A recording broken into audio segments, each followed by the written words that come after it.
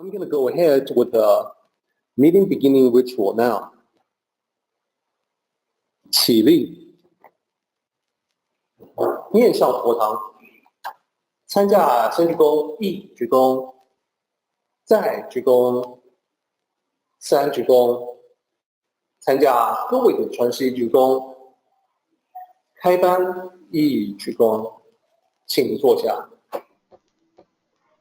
So today, I'd like to go forward just a little bit more in 64. If you recall, last time we were able to get done all the way to line 12, and you saw the exact process of rendering the original Chinese into English. So you saw how the Tower of Nine Levels will be translated, the tree thick enough to embrace what the actual Chinese character says, and how we render that into English in a way that's readable without adding anything more to it. So you saw exactly how the journey of 1,000 miles got translated. That's where we were at. And you may also recall from last time that we analyzed and divided up the chapter into multiple sections. So looking at it now, you can tell we were able to get done the first half. Now, the first half, hopefully you got some takeaways. Here I have virtue of the small, and then later on I've got being detached. We'll get to that. Virtue of the small, there's also virtue of the early. So the first few lines is all about how you want to start early. You want to begin when things are still relatively easy to handle, and that's the time to be most effective. And I also extrapolated that to the practice of getting up early in the morning. So the takeaways from last time, so you saw this before, I'm just kind of reminding everyone. So remember, early is good. Getting started early minimizes your stress. So it's not just about getting up early in the morning. It's not just about handling something early in advance to make sure things are easy, and detecting potential problems early before they show up. So early in terms of everything, in terms of doing everything as early as possible. Notice how the people who have the most trouble in life, they always wait until the last minute to get anything done. If you want to have the opposite of the failures that they encounter, you would do the opposite thing that they do. Instead of being as late as possible, your goal becomes to be as early as possible. Number two, small is good. Small obstacles, small problems, small issues. Deal with all of those. Deal with especially small obstacles before they become entrenched obstacles, much more difficult to deal with. Small problems before they become big problems. And if you recall, what I said was that a stitch in time saves 9. Order is good. So peaceful, orderly state, being organized, being on top of your game. Here, I talked about the Western concept that being messy is a sign of creativity. So I'll just say that it's not necessarily true. You can be extraordinarily creative while still also being organized and very orderly. And this is combined with early is good, small is good. The idea is that when there are disruptions that could erupt into a full-scale chaos, what you want to do is to handle them early enough when the disruption is small enough so that the chaos never gets out of hand. It never gets overwhelming. So that's the takeaways from last time. Just a reminder, just a recap.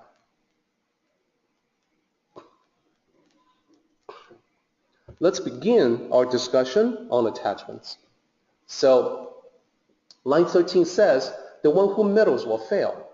So let's break it down. Let's take a look at the characters one by one. So I want to introduce everyone to this character, 这. So as I'm pointing out here, it's a tricky sound for English speakers. If you take a look at the pinyin, ZHE, so I don't know any native speakers of English who can look at that and figure out the true original sound. People will look at this and say Z, ze, when in fact it's 这. So it's probably not really possible to Romanize it, but it's more like JUH, 这. So it means the ER at the end of a verb, like walker, swimmer, flyer, and so on. Maker, taker, and so on. And you can also translate it as the one who, he who, she who, they who, those who walk, he who swims, she who flies, they who take, they who make, and so on. So it's a very useful Chinese character because this is so common. It's so common to need to express that in a sentence. So in this case, we can now go back to the 4-character line, and you can look at the sort of a verbatim, literal translation of it. Meddler, the person who interferes, the person who meddles. Fail it. So the meaning is that those who meddle, those who interfere, will fail. Fail it. What is it? It is whatever it was that they tried to meddle with, that they tried to interfere with. This is an instance where the literal translation, as you can see, if you try to write that as an English sentence, it just won't work. It produces a result that sounds awkward. So we have to modify it minimally, introducing no additional elements, but create a more acceptable result, something that's more understandable to a native speaker of English.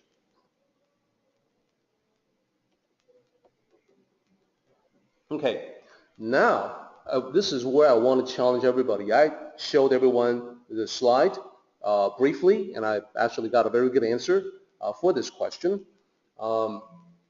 So when I look at this line, the one who meddles will fail. I'm not content just to pay lip service to it and say that, so we shouldn't meddle, we shouldn't interfere because then you'll fail. I like to dig in just a little bit deeper and then ask the question, why?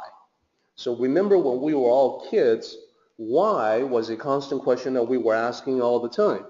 So if you approach the Tao Te Ching from that childlike state of mind, and Lao Tzu says, the one who meddles will fail, your question would be the childlike, but why?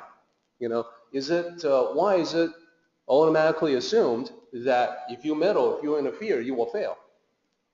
So there are reasons behind that. So this is why I want to challenge everyone to come up with some answers in your own words.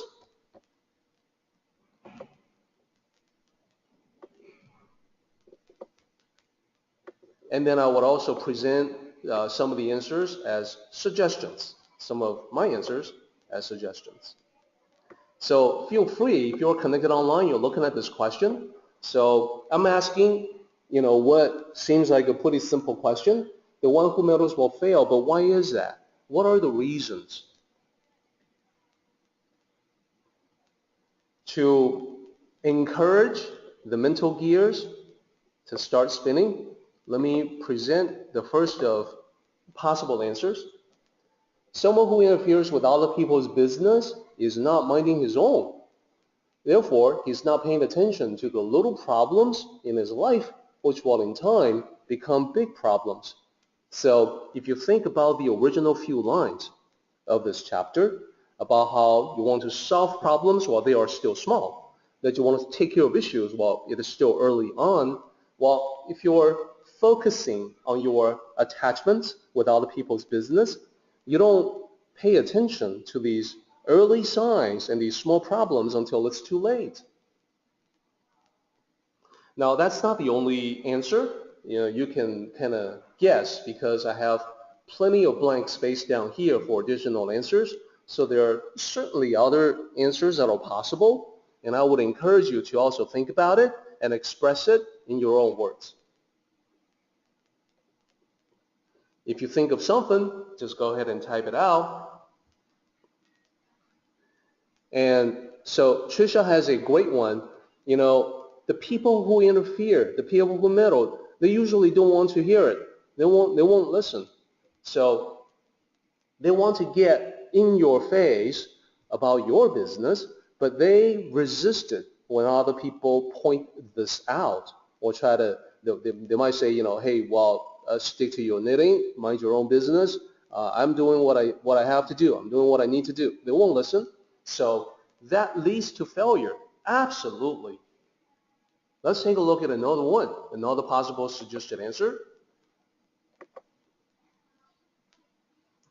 Being meddlesome is a surefire way to disrupt the peace and bring about personal conflict. The reason why is because nobody likes to be meddled with.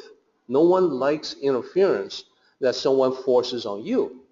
So rather than to keep things from becoming chaotic, his interference will do just the opposite. That is, his interference will encourage, inflame the chaos, will maximize the chaos. So for everyone who's listening in, whatever you think of that can contribute to the answer to this question, please go ahead and type it out. And I'll go to another one. I think, unlike some of the other words that we've dealt with, like you talked recently about attachment and how in the West we kind of have we put a different shade or we don't shade the meaning quite the same. Yeah, exactly. Where, in Eastern thought there are positive attachments and negative attachments.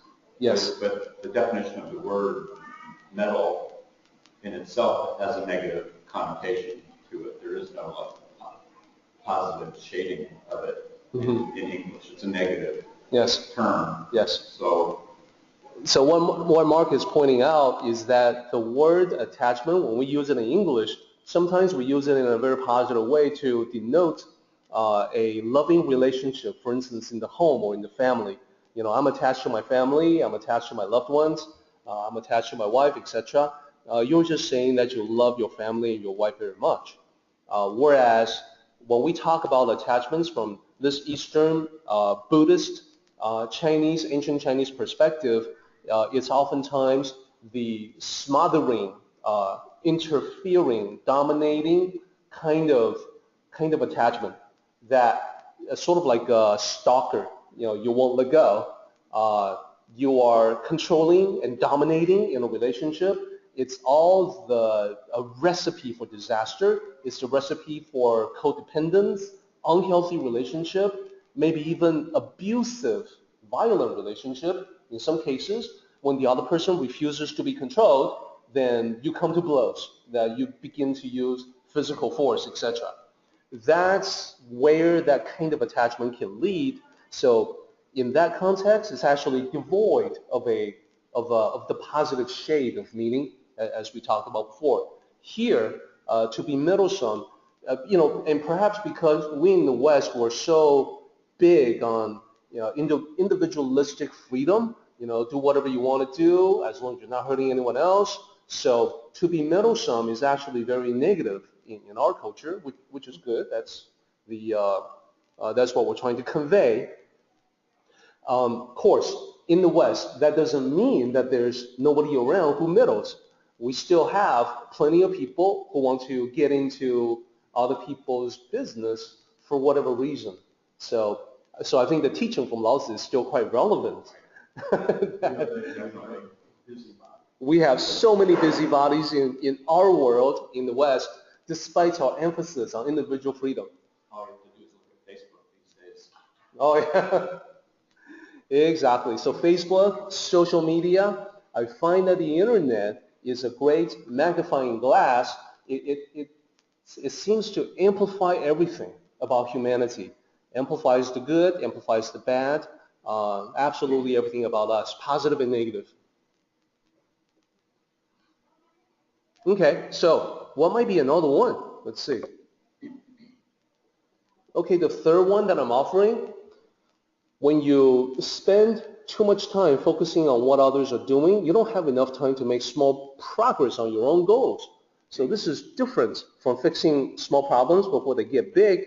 This is the other use of small that Lao Tzu was talking about. Small steps, baby steps, little progression day by day to get you closer to where you want to be. So when you're wasting time interfering with other people, you're not focusing on the progress that you need to make in life.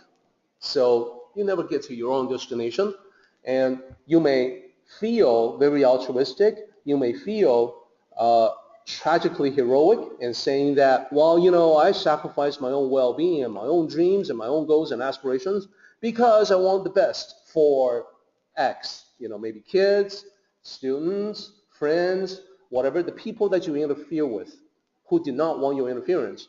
So what Lao Tzu would say is that, well, ironically, that interference can sometimes backfire, and far from getting other people closer to their own goals and aspirations, it could have an effect that's quite negative on them. It could keep them from their dreams, just as you have kept yourself from yours, from your own. This point 3 takes it kind of meddling to another level, even because in this definition of meddling, I can be doing it in my head, not necessarily with an actual interaction with somebody. That's actually true. Actually takes my focus off of what right. I should be paying attention to.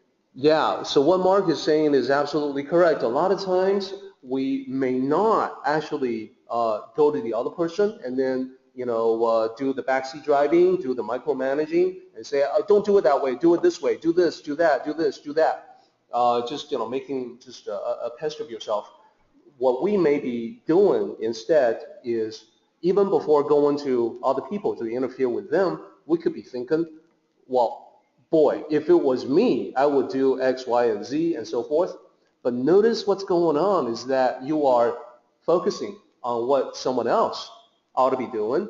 You know, boy, if I was the president of the United States, I'll tell Congress what and what, so and so, and I will do this, I will do that. You are not really focusing on what you ought to be doing. You're expending that mental energy on somebody else's business. So that could be detrimental to yourself as well, because that mental energy is precious. You could be directing that for your own actual real life goals. So there are plenty of reasons, as you can see, for us to heed this particular line 13. Moving on. So I have a little conclusion down here. Big problems plus chaos plus lack of meaningful progress in your own life equals failure. So what I mean by that is that if you take a look at number 1, not paying attention to your own small problems so they become big problems, not paying attention to potential problems so they manifest as problems. So you end up with problems in your life when you meddle, when you spend all your time interfering with other people's business. Number 2, you breed chaos, you encourage chaos, you get people mad at you, you get people unhappy with you that you are interfering with them, so there's chaos in your life. And then number 3, lack of meaningful progress, you should be working on yourself, but you're not working on yourself because you're spending your time doing other things instead. So you are not making the meaningful progress you expected in yourself. All of these added together equals failure, exactly as Lao Tzu says. Okay. Let's go to the next line in a similar way. So first of all, the literal. Now that you know the second character is the ER, like a walker, swimmer, etc. The first one is, the first character is grasp. So the literal rendition will be grasp, and then ER, the grasper, or the person who grasps, those who grasp. And then the third character means to lose something. And then the last character is the it, and it is whatever it was that you were trying to grasp. Now, of course, in English, when we say, oh, he's losing it, she lost it, what we're talking about is not necessarily in the same way that we're talking about here. When you say someone is losing it, you're basically talking about his mind, or colloquially, we might say he's lost his marbles, and that's what we're trying to say. Yeah, he lost his mind. Here, it's there's no equivalent expression like that in Chinese. So what we're saying when we say loses it, it is referring to the object of the grasping. So those who grasp or lose whatever it is they are trying to get, they're grasping. So what are some reasons this always seems to be the case? So again, I want to encourage thought. I want to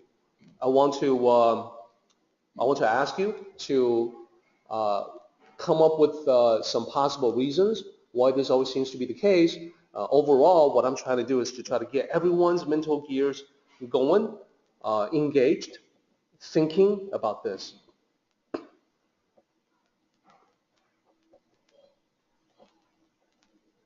And I have some really good feedback on the subject of meddling.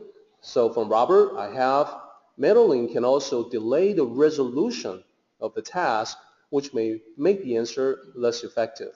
Yeah, it's a waste of time. It's causing delays.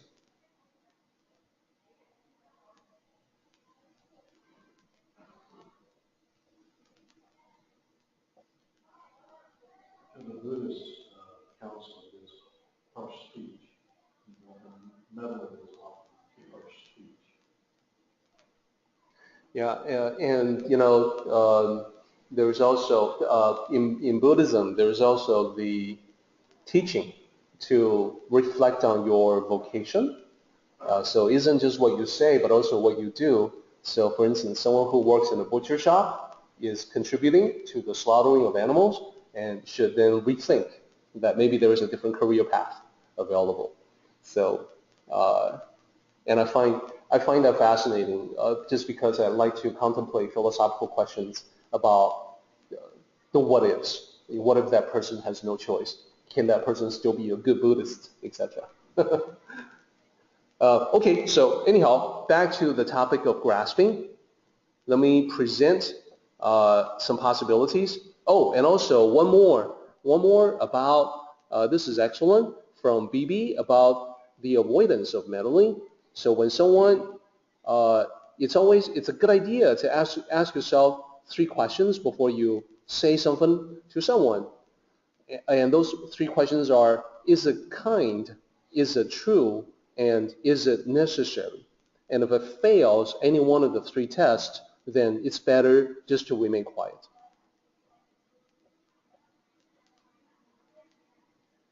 And then we have grasping can mean an over-attachment to an outcome or situation. Tim, that's absolutely correct. And from Mike, we cannot evolve with attachment. That's absolutely correct also.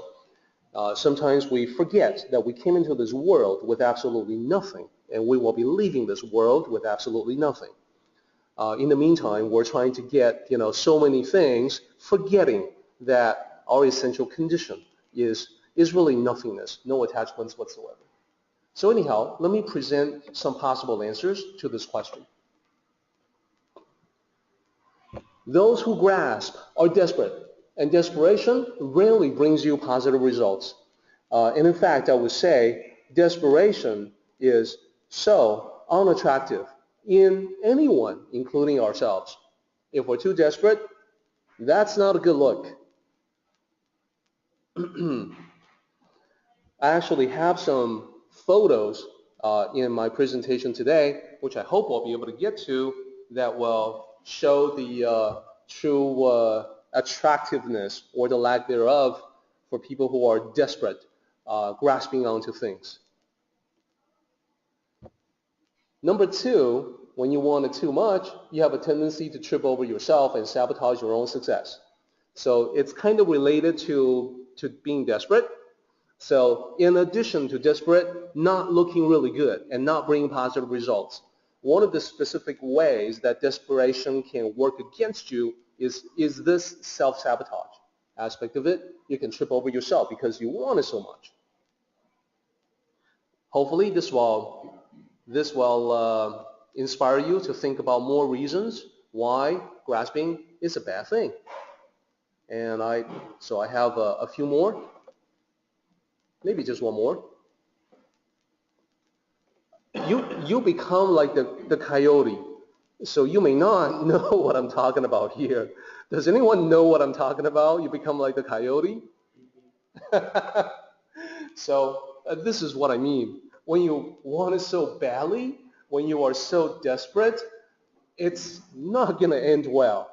And you have years and years of the Roadrunner show to prove that is the case to you.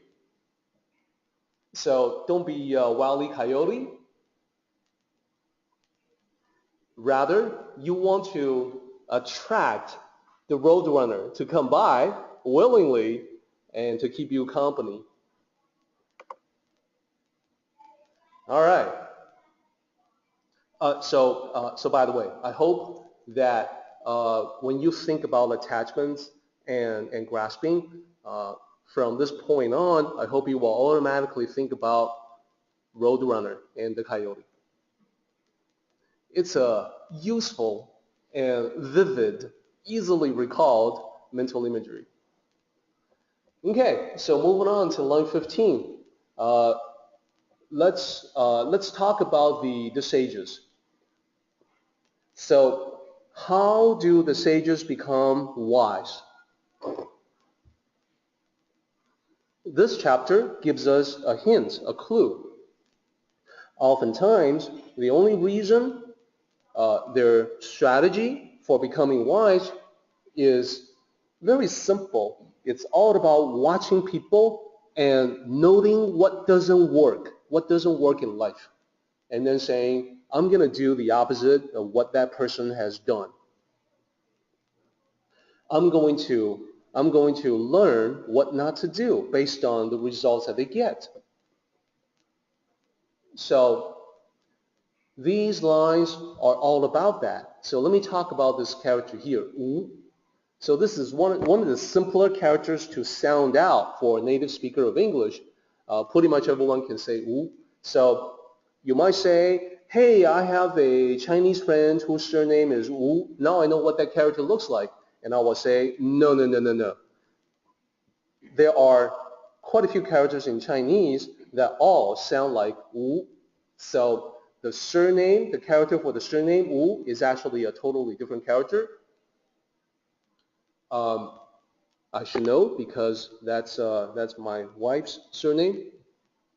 So Wu, the surname, is not this Wu, but it sounds the same. So the meaning is to be without, to not have, to have none of something. And then Wei, these two together, Wu Wei, is the Wu Wei that you've been hearing about in the study of the Tao. It's the thing that's usually translated as non-action, do nothing, but let's get deeper into what it actually means. So Wei, it means, so it could just mean action, period, without any other context, but it could also mean action that's done with a lot of attachments. Action with agenda, interference, meddling. So Wu Wei, you can tell, is without actions that are full of attachments, without actions that have a hidden agenda, actions that interfere and meddle with other people's business. So it's not necessarily do nothing or non-action. It's without attached actions, without interference. So when you practice and follow Wu Wei, sometimes you find that you still need to take action, but because the action is without attachment, it's minimal action. You do just the bare minimum necessary to accomplish your purpose, and then nothing more. That would also be wu wei. So in that case, it isn't really non-action, it's just non-attached action.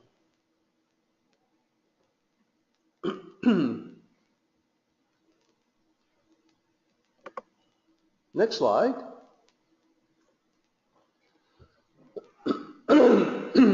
So as I mentioned, the sages will note, will observe what other people have done, and then act accordingly. So when they see how attachments lead to failure, they will do the opposite. They will live their lives without attachments. Acting without attachments leads to success. And this is what I mentioned last time. It can denote love, being attached to loved ones, family, children, and so on. This is in Chinese. In this context, we're talking about something that's much more obsessive, controlling, manipulative spouse, smothering, grasping kind of fixation, refuses to let go, unhealthy extreme in a relationship that does not end well. So keep that in mind as you look at this this line here about this particular kind of attachment. And then line 17 about grasping, so closely associated with attachments. Trying too hard to grasp something is like clenching a fist in trying to grasp water. You end up with little or no water. And as BB would say, there's really nothing to grasp. It's all about being a witness and being an observation. It's a better place to be. So this is very true and very wise that you can accomplish more simply by being instead of grabbing, by telling, and there's no reason to be desperate. Everything that we absolutely need is already there. It's already provided for.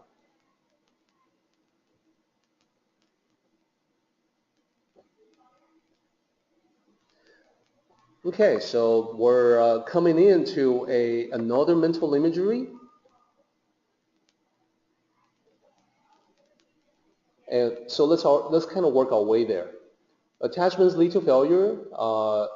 Conversely, acting without attachments leads to success, etc. So what I want to do, so if you take a look at what I'm trying to do here is that I'm trying to have the last line appear as a way to emphasize that line. Like so. So mental imagery is to cup water in every aspect of life. So if you want water, if you want to bring water to your lips to quench your thirst, as an example, you would not be grasping it with a tightly clenched fist. You will be cupping the water and then bringing that water to you. So use that as the metaphor, use that as the mental imagery in every aspect of life, rather than to be so attached to something that your fist is clenching so tightly, choking the life out of whatever it was you were holding onto. It's better to cup it.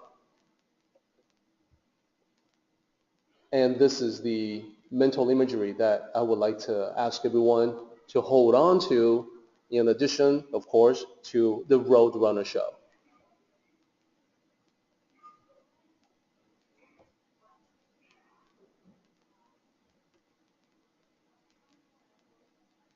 Okay, so let's move on to line 18 and that entire section. So if you take a look at line 19, I'm focusing on line 19 here, it's talking about how people, when handling affairs, often come close to completion and fail. So I say that this is a razor-sharp observation about human nature. So think about it. In yourself and in other people as well, so often we start something right, for a while, we're doing well. It looks like nothing can go wrong, but for some reason, somehow, some way, we can't bring it to a successful completion.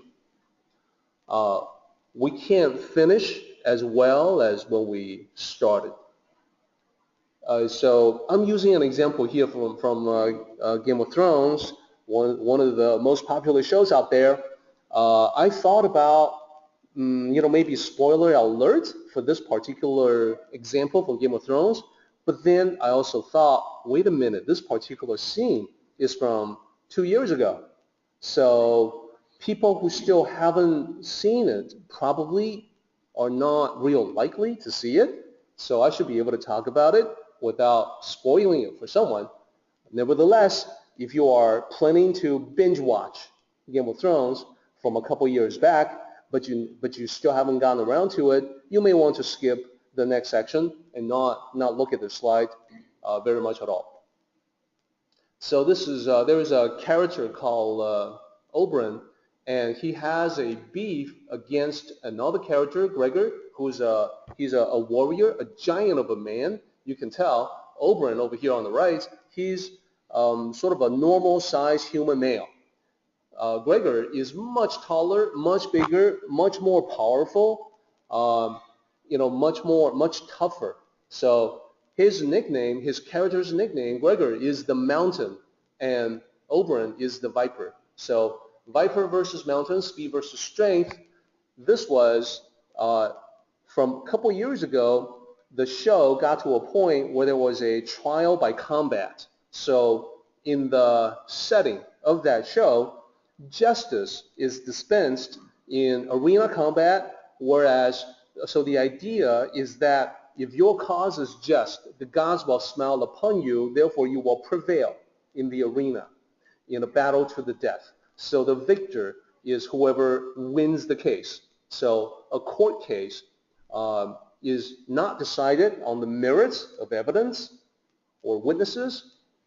It's decided on who wins this battle to the death. So for Oberon, so Oberon is not as big, not as powerful, not as strong. He has a spear as his opponent, but he starts out well, and he's impressing the crowd with his very acrobatic moves. So he's fast, he's agile, he's circling around. He's not letting Gregor get too close to him, but he's able to score strike after strike against his opponents. He's doing very well in the beginning, and he eventually wounds Gregor enough that Gregor is down on the ground, totally defeated, and it looks like that's it. This is the end of the match. He's won. He only has to deliver the death blow, and that will be it. Now, as I mentioned, Oberon had a beef with Gregor. He had an attachment. He wanted revenge, and he wanted the declaration of the guilt of Gregor, because Gregor was this giant warrior, was the one who had killed his sister and her family many years ago. He's here seeking revenge, not just justice. So as his opponent is down on the ground, this big man is down on the ground, Oberon, enraged, is demanding that he confess to the crime of killing his sister. Say it, say it. So he's yelling at this defeated opponent, but in his rage, he allows himself to get too close, within arm's reach of the mountain of Gregor. So Gregor is able to basically get his hands on Oberon, and that's it. From that point on, it's game over, and very quickly kills Oberon in gruesome fashion, and that's it. From that victory that was so close, that was at hand, slips away. Why? Because of this attachment to revenge. So he makes the mistake of getting too close to this powerful giant, and then after that, it's truly game over for Oberon. So I know probably some of you are fans of Game of Thrones. I myself actually stopped watching. It started to get too depressing after a while. The show is realistic in that it depicts how good people oftentimes get a bad end. That's how it is in real life as well. After a while, it just got too depressing. So I picked that as the example for this particular line because this is what came to mind. That show definitely left a lasting impression. So let's go on a little bit before we conclude for the day. The conclusion is the same as for last week because I knew that we would not be making enough progress today to justify a new conclusion. But let me talk about this slide briefly, and then I'd like to use a story to illustrate the topic that we have from last week, which was the journey of 1,000 miles. So here, just to complete that discussion about Oberon and Gregor and so forth, if people are as careful in the end as they are in the beginning, so literally if we take line 20 and translate it character by character, we get careful and like beginning. So the meaning is that if you are as careful toward the end as you are in the beginning, then you will not fail. You will be successful.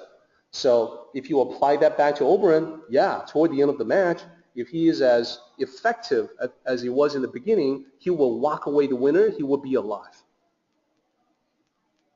So this overall idea is about consistency. So this is the part that requires more exploration. So I'll actually leave it until next time. If you take a quick preview at the next slide, there's quite a bit more about that, about practicing what you preach, being yourself and only yourself, etc. What I mean by these things, just to give you a quick preview, is that when you practice what you preach, you're being consistent in your words and your actions. You're not saying one thing but then doing something else. Very important. And this is what I require for myself. Being yourself and only yourself, that sounds so simple, right? What can I be other than myself? Well, I'm going to say that a lot of times we're not ourselves. You're not yourself. You become different people when you are with. You become a different person when you are with different people. I noticed that in myself. When I was a much younger guy, I would have a different facade depending on the crowd of people that I was with at a particular time, depending on the friend I was hanging out with at a particular time. With one friend who was very rude and coarse, I would be stirring up a storm. But with another friend who's much more intellectual, I would become a different person and have an intellectual discussion. I did not like that about myself. I did not like that I was different people presenting different faces in different situations. So I resolved to be just me in every situation. I'm just going to be true to myself and be consistent. And this goes on. So we'll circle back on this next time. For now, I want to go back to a great example that I have. Let me go back to the chapter overall, and then I want to kind of use a story to wrap up today's meeting.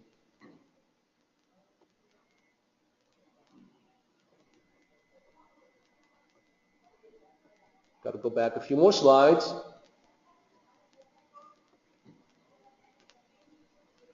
Boy, that's a lot of slides that we went through. We did a lot of work today. Okay. So what I noted was that the journey of 1,000 miles begins beneath the feet. Lines 11 and 12 is what we ended last time. I wanted to use a story to emphasize that this time, so that hopefully you will remember, you will carry this with you as we end this year and get ready for the beginning of next year. Now, when we talk about journey of 1,000 miles begins beneath the feet, there's a couple of different ways to look at it. One is to think about how this very long journey is composed of small steps, one step after another. That's a great way to think about it. It's an accumulation of something that's relatively small, a single step. Another way to think about it is to begin the journey, that you have a journey of 1,000 miles, you should begin now. You should begin today. I find this to be particularly important for me because I have a tendency to not begin. So, you guys know we've had, in recent years, we've had this great digitization of everything that we own. So I started noticing this first when we had all these MP3 files, MP3 players like iPods, to displace physical objects like CDs, music CDs. So today, I don't own any music CDs anymore. What I did was that I decided to download all the CDs that I had purchased. So I ended up with MP3, and then I donated the CDs to the library, figuring other people who still haven't gone to an iPod or something similar, they can still have that music to enjoy as long as they have a CD player. And then later on, I did the same thing with ebooks. I donated all my books, and then I downloaded the ebooks equivalents. So I would still have them, but other people can enjoy those physical books. But I noticed in that process that I got so into it that I was downloading books one after another, and I started downloading books for which I did not have physical books. And it became more important for me, the grasping, the greed, to get more and more and more books. And I was doing that so much, I wasn't reading any of the books. I was just downloading new books. Oh, this looks interesting. Oh, that looks interesting. So I actually, if the journey of 1,000 miles in my case is the acquisition of knowledge, I actually never set foot on the trail. I actually never took that first step. So this is a lesson that I need to learn, and it's a story that's embodied in a story called The Two Monks. This story came from the Szechuan province. So those of you who are familiar with Chinese restaurants, you know that there is a specific kind of restaurant called Szechuan Cuisine. And if you've ever been to one of those places, then you know that Szechuan Cuisine specializes in spicy kinds of food. So, they have spicy soup, spicy entrees, spicy everything. Szechuan, it's actually Szechuan. The name literally translates to 4 rivers. It's a place in central China where there are 4 rivers, obviously. And the new romanization looks like Szechuan, S-I-C-H-U-A-N, but Sichuan is the original Chinese pronunciation. So this story comes from there. It's about a couple of Buddhist monks. So the practice of Buddhism in China varies greatly from one sect to another. In many branches of Buddhism, when you become a monk, you have to renounce all of your worldly belongings. Now, not all branches of Buddhism practice that. So you still have oddities. Even today in Taiwan, you have monks that are driving around in a very nice Mercedes-Benz, which is rather interesting because you see this luxurious car parking on the curb, and the person that comes out of it is wearing the yellow robes of a Buddhist monk. So it seems to be a very sort of a odd contrast, but it's not unusual. Across Asia, occasionally, you do find Buddhist monks that have not given up their worldly possessions because they're not required to do so by their own branch of Buddhism.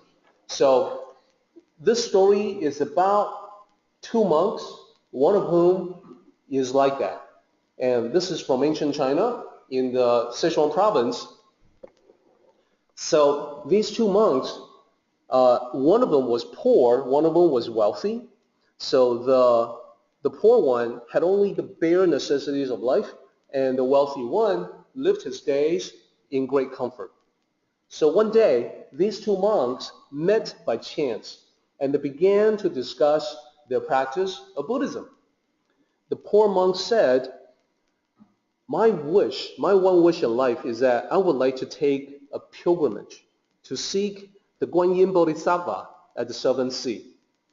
Along the way, I can visit with notable Buddhists, and learn from them, discuss Buddhist sutras with them. What do you think? What do you think of this idea?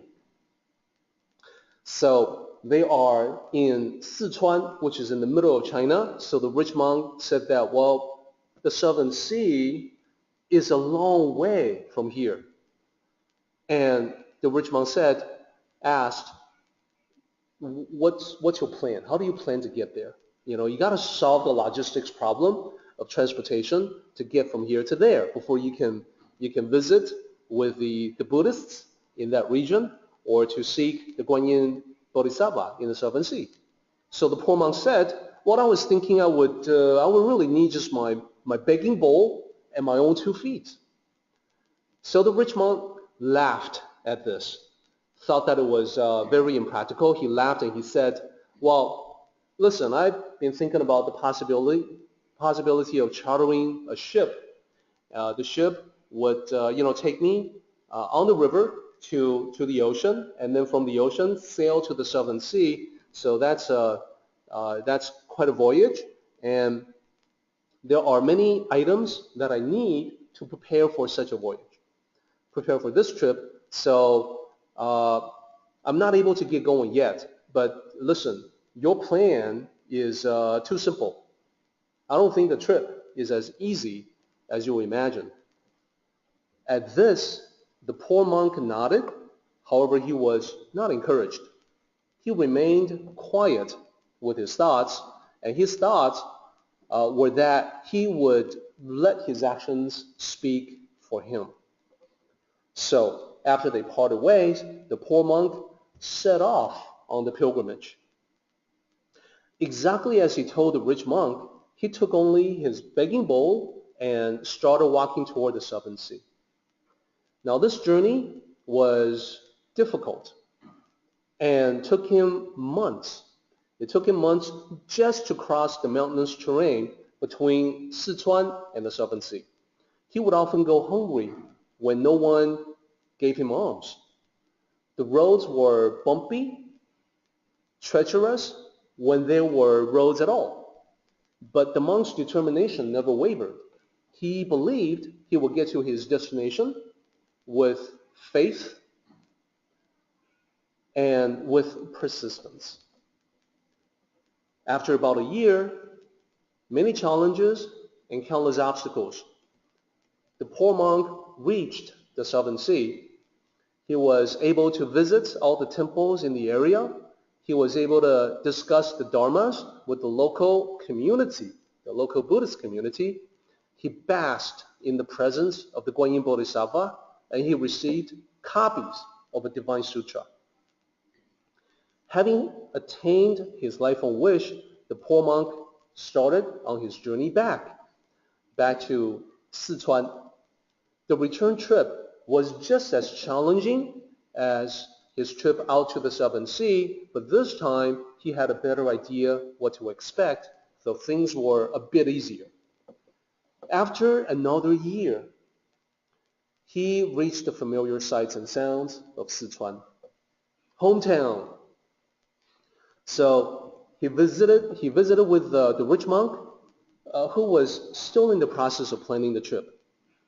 2 years after their discussions about the pilgrimage, the rich monk was still not yet ready to disembark. So the poor monk presented a copy of the Divine Sutra that he had brought back to the rich monk as a gift. As the rich monk took the sutra into his hands, mixed feelings hit him all at once. He felt humble in the face of the poor monk's achievement. There was also regret that he had wasted so much time without anything to show for it. Above all, he felt an admiration for the poor monk that he could not quite put into words. So that is the story of the two monks, and it's a story that I use to remind myself that I should be more like the poor monk and just get started. And it doesn't matter if I feel like my preparations are not yet perfected, because it'll never be perfect. But if I get going, usually whatever it is whatever project that I embark upon, I can always refine as I go. So we're nearing the end of our time together today. Let me jump to the very end. And the summary, like before, remember the little details, the virtue of the small, and virtue of the early Get an early start in the day, get an early start on a project. Give yourself the gift of time is what I always advise. And in the morning, number 3, perfect time to reflect on your life and to plan things out. Not just what you have to do that day, but also what you have to do for the rest of your life. So that's it for our meeting today. Let's go ahead and do the meeting ending ritual, everybody. 起立，面向佛堂，持架3鞠躬，1鞠躬，再鞠躬，3鞠躬，持架规则是1鞠躬，接班1鞠躬。Okay, everybody, we are done. Participate in the Tao meeting by joining us online. For information, go to Taoism.net/Tao